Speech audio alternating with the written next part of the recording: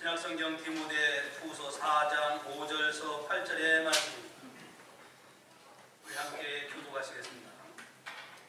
그러나 너는 모든 일에 신중하여 고난을 받으며 전도자의 일을 하며 내 직무를 다하라. 전제와 같이 내가 벌써 부어지고 나의 떠날 시각이 가까웠다.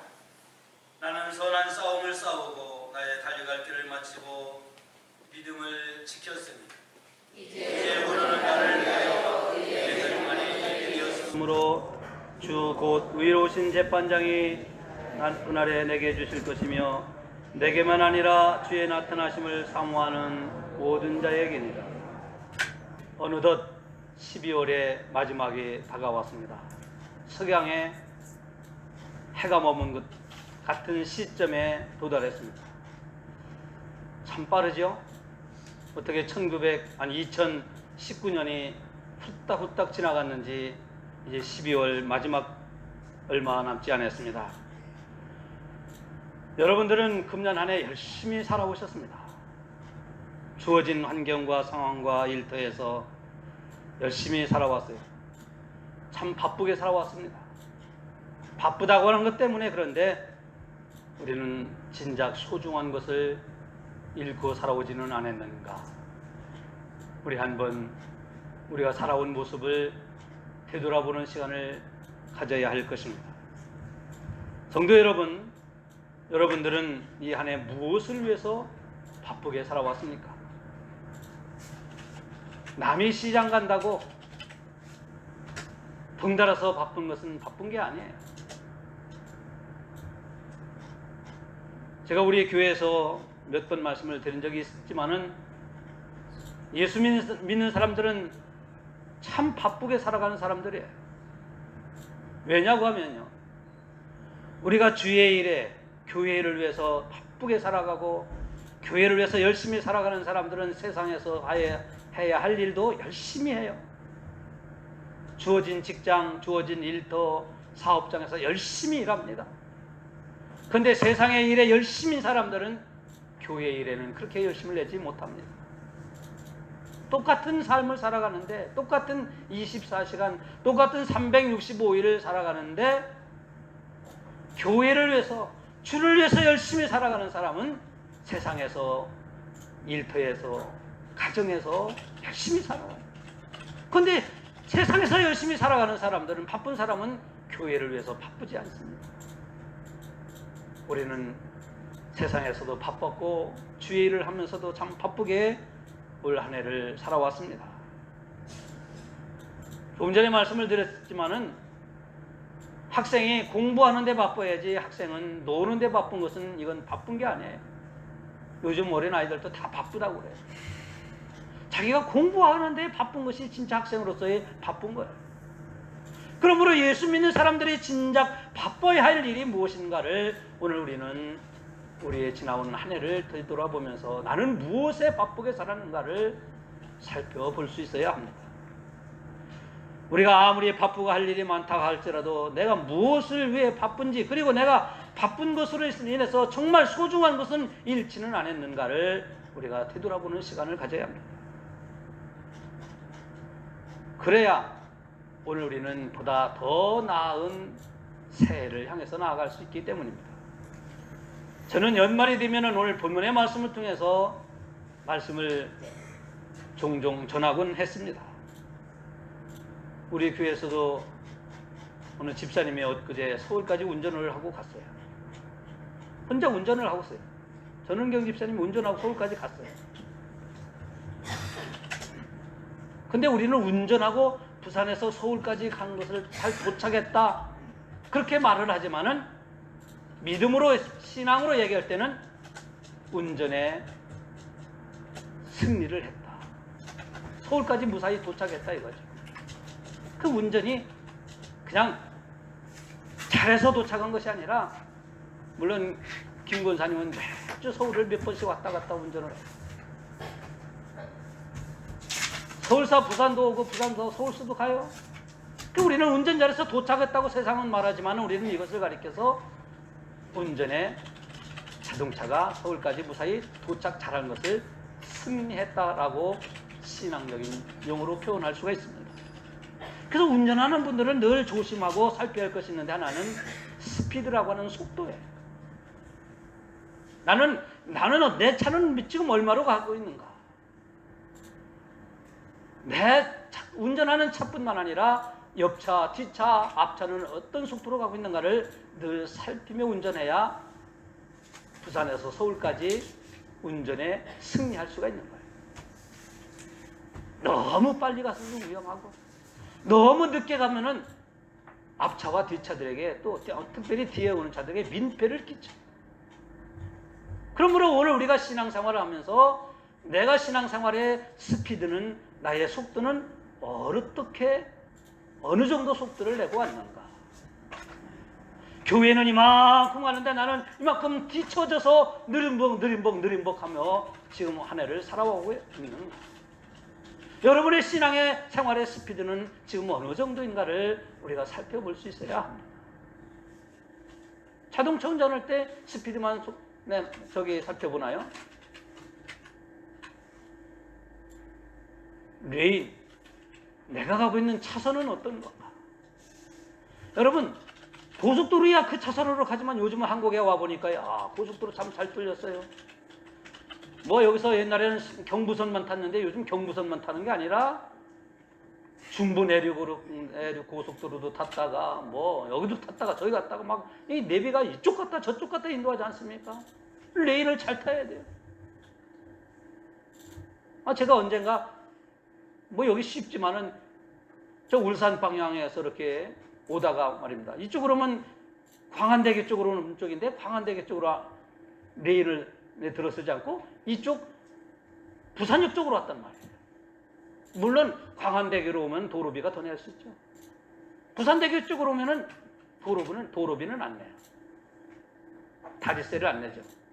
근데 얼마나 막히는지, 얼마나 교통체증이 일어나는지 아마 이쪽으로 오는 것보다 거기서 한 30분 정도만 올 거를 1시간 훨씬 넘게 온 적이 있습니다. 왜? 레인을, 차선을 잘못 타서 그런 겁니다. 우리 영도 중앙교회는 10030이라고 하는 차선이 이미 주어졌는데 오늘 우리는 어떤 차선에서 우리는 운전하고 이 한 해를 여기까지 왔는가 하는 것을 우리가 우리 자신의 모습을 볼 수 있어야 돼요. 영도중앙교회의 차선이 정해져 있음에도 불구하고 우리 교회가 나가야 할 차선이 하나님께서 주셨음에도 불구하고 여러분들은 이 한 해를 살아오면서 어떤 차선에서 지금 운전하고 여기까지 왔습니까? 운전의 안전과 운전의 승리자가 되려고 그러면은 사인, 표지판, 신호 이런 거를 잘 볼 수 있어야 돼요. 스톱 사인이 있는데 확 간다든가, 초록색 있는데 확 지나간다든가, 여기는 미끄럼 방지표 있는데 그냥 상관없이 간다든가. 이 사인을 잘 봐야 돼요. 그래야 성공하고 승리하는 운전할 수 있습니다. 오늘 우리가 신앙생활하면서 하나님께서 우리에게 지금 오늘 2019년도라고 하는 사인, 이 표지판을 우리에게 보여주시는 거예요. 이 표지판 앞에서 우리는 우리의 신앙의 자세는 어떤 모습이어야 하고 이 표지판 앞에서 우리는 새해를 어떻게 준비해 갈 수 있어야 하는가에 우리 신앙의 삶의 모습을 되돌아볼 수 있어야 합니다. 여러분,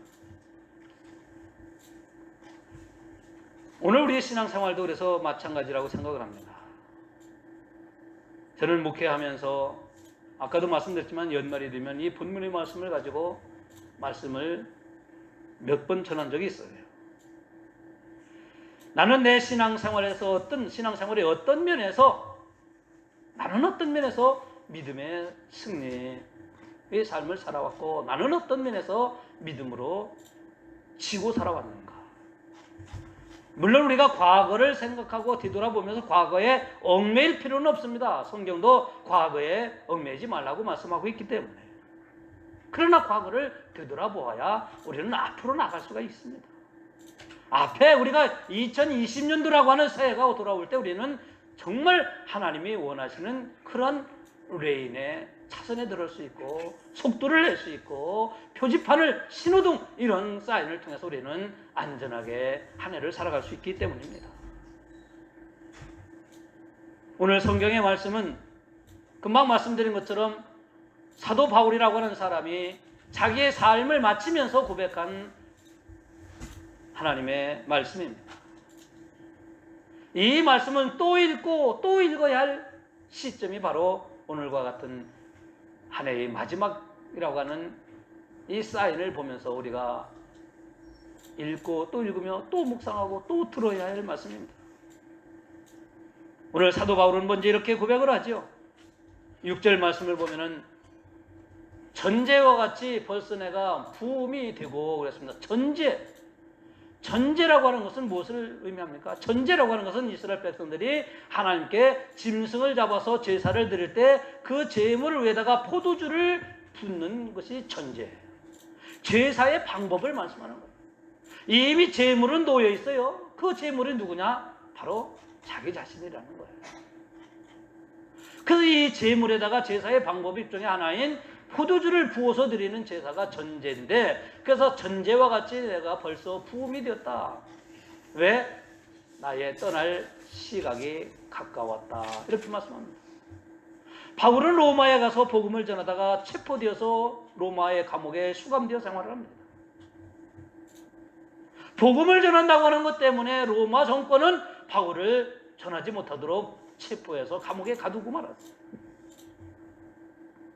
그래서 바울이 지금 사형 언도를, 사형 집행을 받기 직전에 오늘 자기가 이 세상을 떠날 날이 가까웠다. 그래서 자기 자신의 육신의 죽음을 가리켜서 떠난다. 이렇게 표현한 거예요. 우리도 사람들 가리켜서 떠났어요 그러잖아요. 세상, 그분은 떠났습니다. 세상에 왔습니다. 세상에 왔습니다. 또 세상에서 떠났습니다 그러잖아요. 바울도 이 떠났다는 거예요. 이 떠났다고 하는 언어의 의미는 몇 가지가 있는데, 하나는 사람들이 야영 생활할 때 텐트를 치죠. 그 텐트를 거둔다는 의미가 있어요. 그 육신의 죽음은, 그래서 고린도 후서 5장의 말씀을 보면 이런 말씀이 있어요. 우리의 육신의 장막이 이 세상에 영원히 있으면 하나님이 지으신 집이 아니고 우리의 육신의 장막이라고 하는 장막을 거둘 때가 온다고 하는 말씀입니다. 바울은 좀 전에 말씀드린 것처럼 복음을 전하다가 감옥에 갇혀서 지금 사형 집행을 받을 날이 점점 가까이 다가오고 있을 때 이 고백을 하고 있는데, 물론 로마 정권은, 그 당시에 로마가 세계를 지배하고 있던 로마 정권은 기독교의 복음 전하는 것을 박해하고 핍박하고 막았지만은, 그러나 바울이 떠난 후 약 450년 후에 AD 313년에 로마는 두 손을 들고 말았습니다. 복음 앞에서 두 손을 들고. 그 로마는 313년에 기독교의 복음을 국교로 공인을 하고 말았어요. 그동안 약 300여 년 동안은 기독교 예수 믿는 사람들을 핍박하고 박해하고 바울같이 복음 전하는 사람들을 감옥에 가두고 사형을 집행하고 때로는 원형극장에 끌어다 놓고 사자들에게 발로 찢어 죽이기도 하고 사자굴 속에 넣기도 하고 과형시키기도 하고 이렇게 기독교인들을 박해했지만, 그러나 바울이 전한 이 복음은, 로마에 와서 바울이 전한 이 복음은 끝내 승리했던 거예요. 이 복음을 전한 바울이 이제는 자기 자신이 사형 언도를 받기 직전에 내가 떠날 날이 가까웠다. 이 세상에 쳐놓았던 텐트를 거둘 날이 가까이 왔다는 겁니다. 여러분, 우리도 마찬가지죠. 우리가 살아가는 삶은, 우리가 육신의 몸을 입고 있다고 하는 것은 이 세상에 텐트를 치고 있는 거나 마찬가지예요. 이 텐트가 거쳐질 날이, 아니 거두어야 할 날이 점점 우리에게 가까이 오고 있습니다. 바울은 그래서 자기 자신이 살아온 삶의 모습, 이 지금 순간의 모습이 자기가 떠날 날이 가까웠다. 왜 이런 고백을 하고 있을까요? 물론 떠난다고 하는 의미는 배가 부산은 항구 도시이기 때문에 여러분 배를 한없이 보고 지나고 계시지만은 로프를 묶었다가 풀어내는 이것이 떠난다고 하는 의미예요. 우리가 이 세상에 살지만은 언젠가는 이 로프가 풀어질 날이 오는 겁니다. 우리 인생은 참 짧아요. 그래서 야고보서 4장 14절에 이렇게 말씀을 합니다. 내일 일을 너희가 알지 못하는데 너희 생명이 무엇이냐? 너희 생명이 무엇이냐? 너희는 잠깐 보이다가 없어지는 안개니라. 여러분 그렇죠? 우리가 이 한 해를 살아오면서 내가 정말 사랑했어도 부족했죠. 너무 짧았어요. 믿음으로 살려고 했지만은 너무나 우리는 부족했고 짧았어요. 내게 주어진 삶 속에서 내가 열심히 성실하게 그리스도인답게 살려고 했지만 우리의 이 한 해는 너무 쉽게 빨리 지나가고 말았어요. 오늘 우리에게 다가오는 생명도 마찬가지입니다. 우리에게 무한정 우리의 생명이 주어지지 않습니다. 2019년도 금년에는 우리 같은 연초에는 좀 무언가 좀 하는가 싶었는데 무언가 되는가 싶었는데 벌써 오늘 이렇게 석양에 머물지 않았습니까? 성도 여러분, 이 안개와 같은 인생을 한 해 동안 여러분 어떻게 살아오신가요? 금방 피었다가 살그머니 사라지는 안개와 같은 인생입니다. 육신을 위해서만 살아왔습니까? 나 자신을 위해서만 살아왔습니까? 나의 이익을 위해서만 살아왔습니까?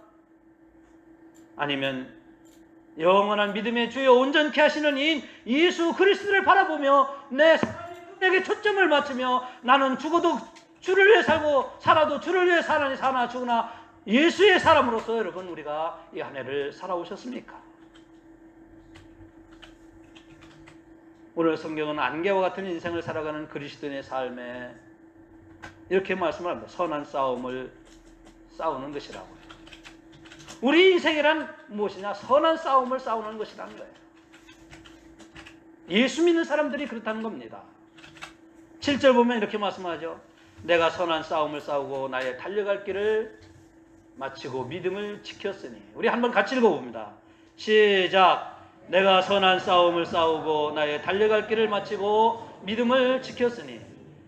선한 싸움을 살아왔다는 거예요, 바울은. 여러분도 마찬가지죠. 1년 동안 살아오면서 여러분은 선한 싸움을 살아왔습니다. 싸우면서 살아왔습니다. 싸우면서.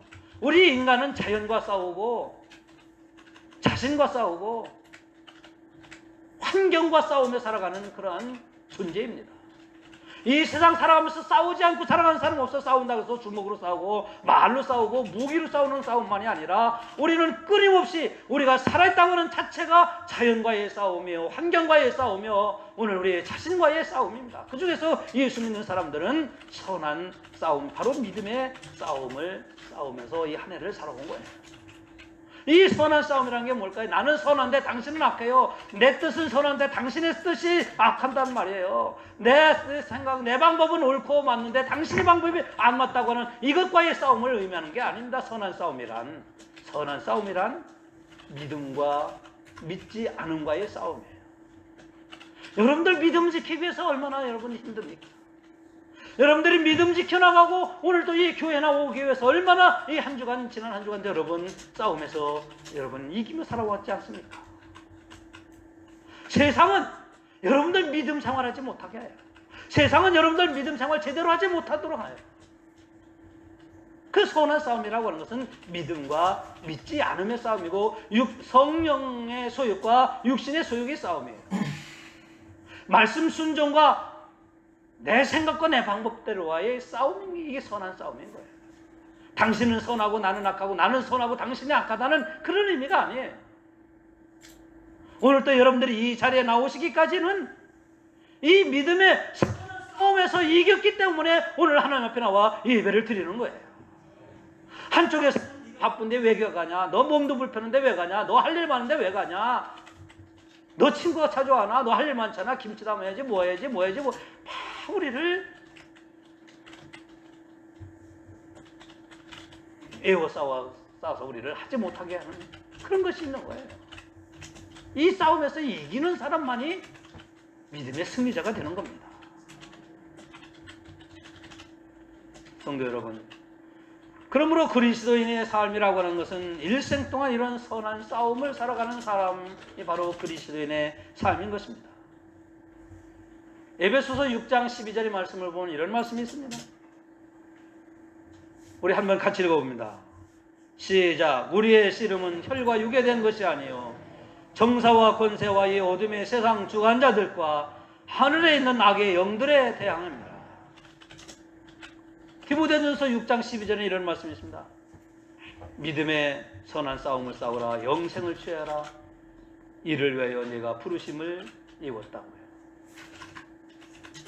우리의 싸움이라고 하는 것은 혈과 육, 저 사람이 성질을 고약하고 내게 안 좋은 일을 했으니까 나국 사람은 그냥 부딪혀 싸워야지. 이런 싸움이 아니라는 거예요. 선한 싸움은 이런 것이 아니라는 거예요.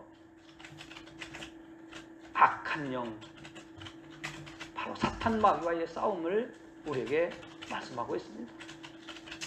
사탄 마귀는 여러분들을 어떻게 해서든지 예수 못 믿게 하고 신앙생활 제대로 못하게 하고 감당하지 못하게 하고 기도하지 못하게 하고 예배드리지 못하게 하고 순종하지 못하고 자기 생각 내 생각이 옳다고 주장하고 내 방법이 백방 맞다고 자꾸 나를 부추기는 게 사탄 마귀인 거예요. 그래서 우리가 이런 것들을 싸우는 거죠. 그래서 신앙생활에는 자신과의 싸움입니다. 우리가 믿음을 지키기 위해서 이 선한 싸움을 싸워야 하지만은 이 싸움은 무엇과의 싸움이냐? 오늘 성경은 공중권세를 잡은 사탄 마귀와의 싸움인데 그 마귀가 내 안에 들어와서 자꾸 나를 믿지 못하고 생활하지 못하게 하는 나 자신과의 싸움인 거예요. 여러분, 가정에서도 마찬가지고 교회 안에서도 마찬가지고 서로 여러분들 대인관계 속에서도 마찬가지인데 상대방하고 싸우려고 하지 마세요. 부부간에도 상대 남편은 아내는 남편에게 서로 이렇게 하지 마세요. 그거 싸워봤자 다 별거 아니에요. 상처만 남기고 죄만 짓게 되고 미움만 가중시키는 거예요. 문제는 상대하고 싸우는 게 아니라 나 자신과의 싸우는 거예요. 예수 믿는 사람들은 나와 싸우는 겁니다. 나와. 당신하고 싸우는 게 아니에요. 나하고 싸우는 거예요. 다른 사람이 나의 신앙생활 못하게 가로막고 방해하고 다른 사람 때문에 내가 교회생활 제대로 하기 어렵고 다른 사람 때문에 나 은혜 받지 못하고 다른 사람 때문에가 아니라 나 때문이라는 거야. 나. 이거를 깨달아야 오늘 우리가 진정한 믿음의 승리자가 될 수 있는 거예요. 근데 많은 사람들이 예수 믿는 사람들이 어떻게 하냐면은 저 사람 때문에 당신 때문에 이렇게 생각을 해요. 저는 그렇지 않다고 생각해요. 성경을 통해서 말씀합니다. 왜냐하면 사도 바울은 자기 자신과의 싸움을 로마서 7장 23절에서 이렇게 말씀을 합니다. 우리 로마서 7장 23절 화면에 한번 우리 같이 읽어봅니다. 시작. 내 지체 속에서 한 다른 법이 내 마음의 법과 싸워 내 지체 속에 있는 죄의 법 아래로 나를 사로잡아 오는도다. 오라 나는 곤고한 사람이로다. 이 사망의 몸에서 누가 나를 건져내랴. 우리 주 예수 그리스도로 말미암아 하나님께 감사하리로다. 그런즉 내 자신이 하나님의 법을 육신으로는 죄의 법을 그 내 안에 육신의 법과 하나님의 법이 있다 이거예요. 진정한 싸움은 그래서 나와의 싸움이지 상대와의 싸움이 아니라는 거예요. 바울이 고백하는 거예요. 내 안에 두 개의 법이 있다는, 내 안에 두 사람이 있다는 겁니다. 그 두 사람이 하나는 믿음의 사람이고 하나는 믿지 않는 사람이고 하나는 성령의 사람이고 하나는 육신의 사람이에요. 이게 서로 싸운다 이거예요. 그 싸움에서 이겨야 진정한 믿음의 승리자가 되는 거예요. 여러분, 신앙생활은 선한 싸움에서 반드시 이겨야 되는 거지 져도 되고 이번에 졌다가 다음에 이기고 그런 게 아니에요. 이 싸움이라고 하는 아까 6절인가 이렇게 말씀했죠. 7절에 나는 선한 싸움을 싸우고 있잖아요. 선한 싸움을 싸우고, 이 싸운다고 하는 이 언어의, 이 원어의 의미는 어떤 뜻이냐면요, 요즘은 텔레비전에 이렇게 보면 격투기가 참 아주 막 그냥 그렇게 패도 그냥 아주 뭡니까 무슨 장 안에다 이렇게 가둬놓고 서로 싸우잖아요. 막 여러분 보셨죠 뭐. 어제도 부산에서 이게 싸웠거든요. 이게 이런 막 하여튼 싸우는 거 있잖아요. 이렇게 막 이렇게 새 그물 안에 가둬놓고 요즘 부산에서 유행하고 있거든요. 어제도 그래서 뭐 정찬성이 뭐 이겼다고 저거 해갖고 막 방송에 막 떠들고 막 그러잖아요. 1라운드에 막 큐 뭐 이겼다고.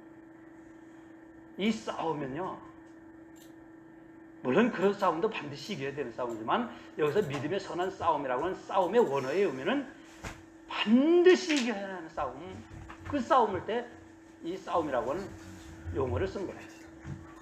치고 들어가는 싸움이 아니에요. 져도 되는 게 아니에요.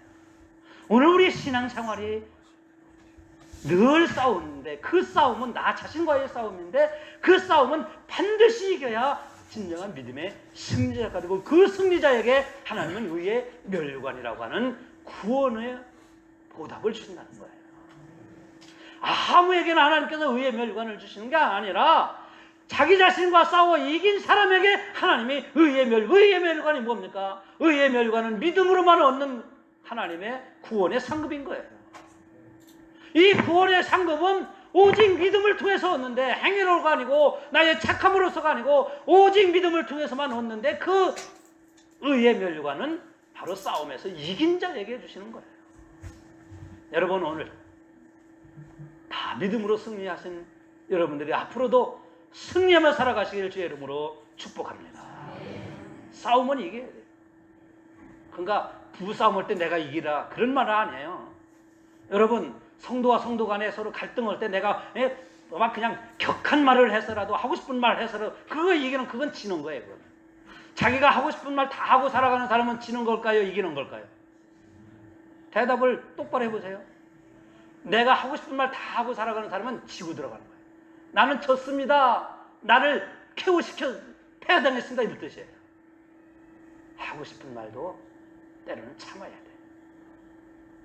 성질이 우라통 터져갖고 입안에 그냥 근질근질하고 입안에 그냥 막 하고 싶은 말 때문에 막 버버버버버 하더라도 참는 사람이 이기는 겁니다.